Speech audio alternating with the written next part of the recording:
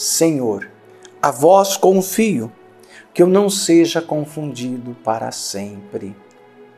Com esta oração do Salmo, eu quero te acolher, meu irmão, minha irmã. Hoje, dia 18, sexta-feira, seja bem-vindo, seja bem-vinda para a nossa oração com a Palavra de Deus. A Igreja, no tempo da Quaresma por excelência, e na sexta-feira, especificamente, nos convida ao recolhimento, silêncio, oração, jejum, enfim. Não é um dia de mortificação dentro da semana. Se você é uma pessoa que tem saúde boa, se esforce e faça isso, que é um presente espiritual para você. Também quero lembrar que a Igreja nos convida à memória de São Cirilo de Jerusalém. Ele foi bispo e doutor da Igreja. Vamos ouvir. Primeira leitura. Leitura do livro do Gênesis. Israel amava mais a José do que a todos os outros filhos, porque ele tinha nascido na velhice. E por isso mandou fazer para ele uma túnica de mangas longas. Vendo os irmãos que o pai amava mais do que todos eles, odiavam-no e já não lhe podiam falar pacificamente. Ora, como os irmãos de José tinham ido apacentar o rebanho do pai em Siquém, disse Israel a José: teus irmãos devem estar com rebanhos em Siquém. Vem, vou enviar-te a eles. Partiu, pois, José atrás de seus irmãos e encontrou-os em Dotaim. Eles, porém, tendo-o visto ao longe, antes que se aproximasse, tramaram a sua morte. Disseram entre si: aí vem o sonhador. Vamos matá-lo e lançá-lo numa cisterna. Depois diremos que um animal feroz o devorou. Assim veremos de que lhe servem os sonhos. Rúben, porém, ouvindo isto, disse-lhes: não lhe tiremos a vida. E acrescentou: não derrameis sangue, mas lançai-o naquela cisterna do deserto, e não o toqueis com as vossas mãos. Dizia isto porque queria livrá-los da mão deles e devolvê-lo ao pai. Assim que José chegou perto dos irmãos, estes despojaram-no da túnica de mangas longas, pegaram nele, lançaram-no numa cisterna que não tinha água. Depois sentaram-se para comer.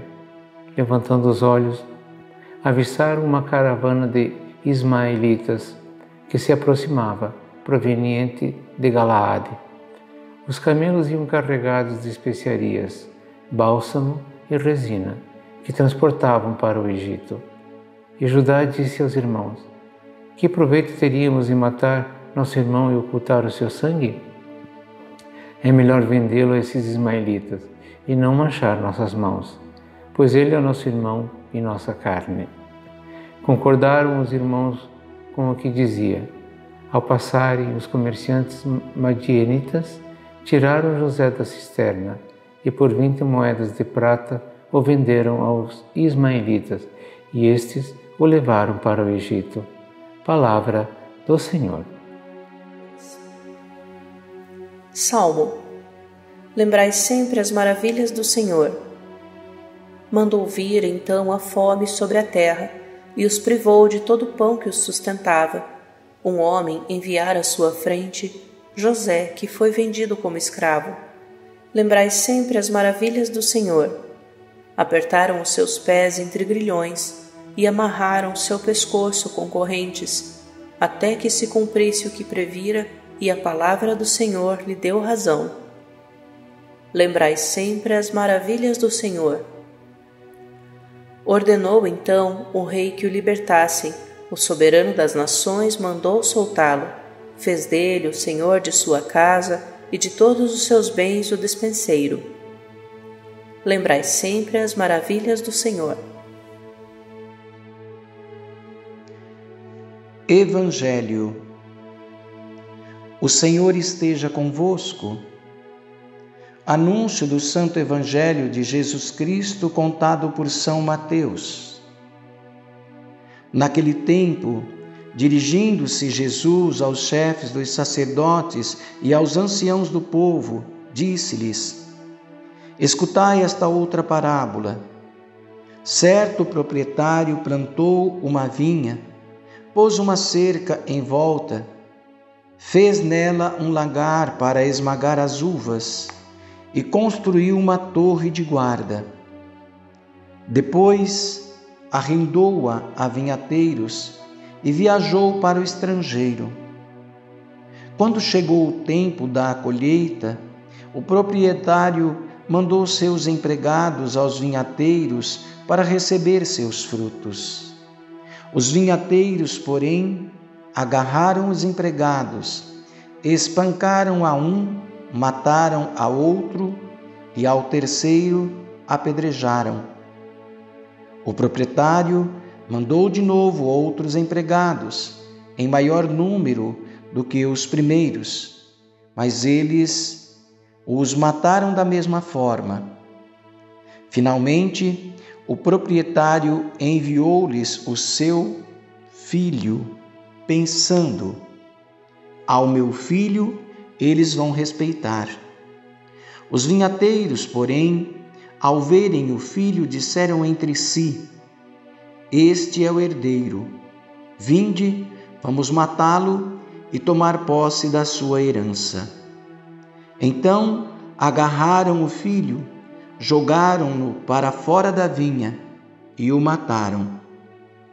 Pois bem, quando o dono da vinha voltar, o que fará com esses vinhateiros?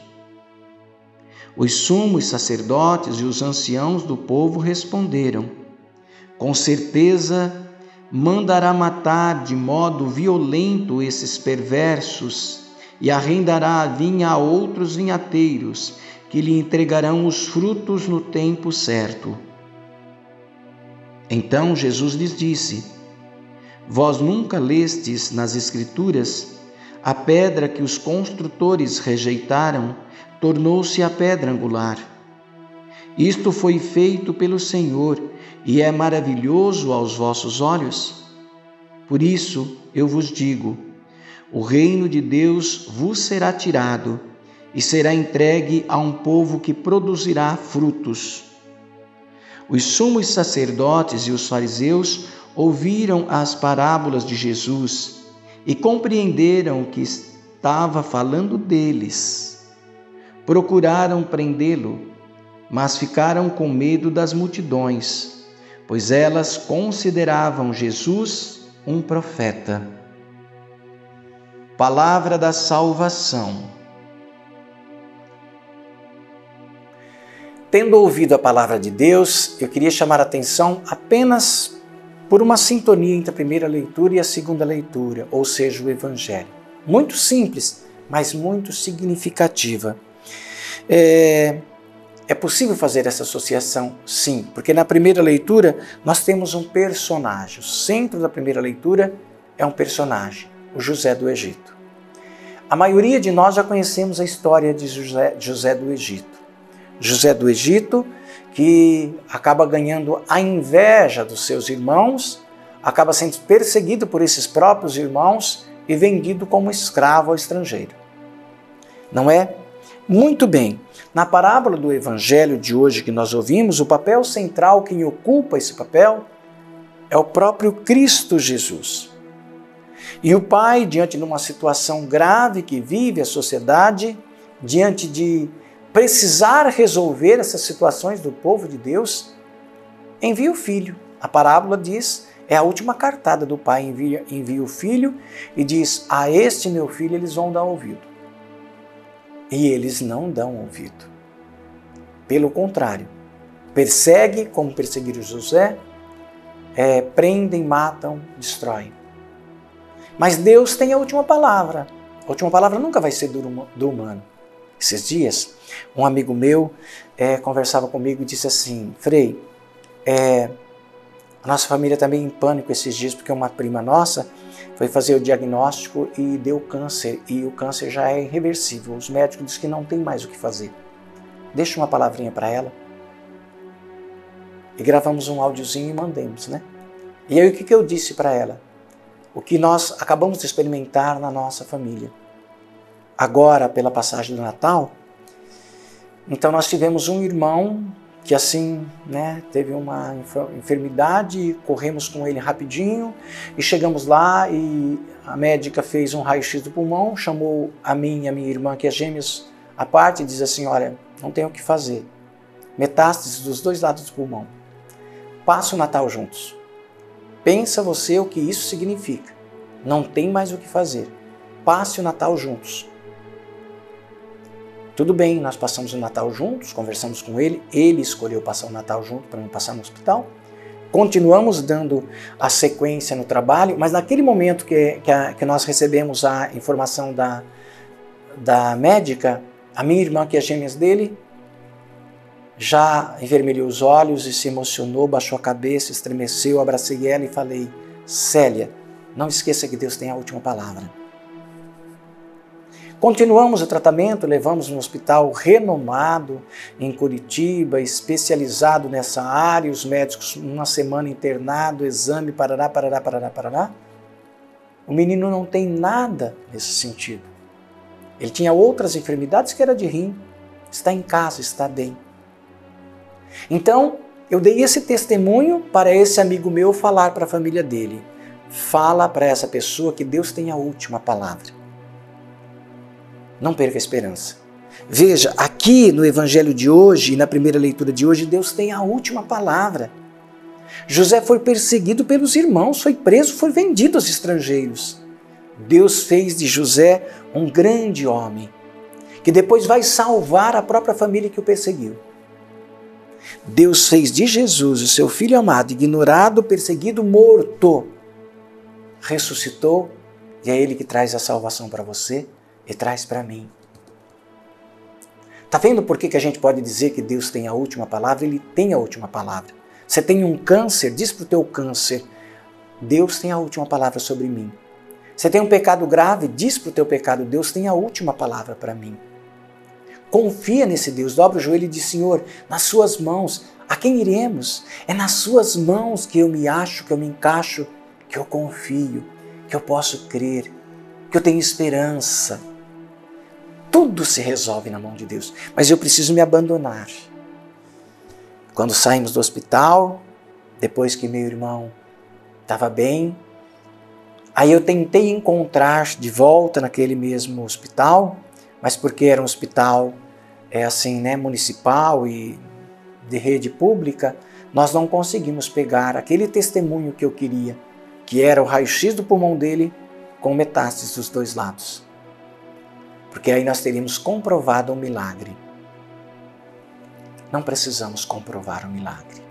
Deus sabe o que Ele fez. A pessoa está curada. Amém?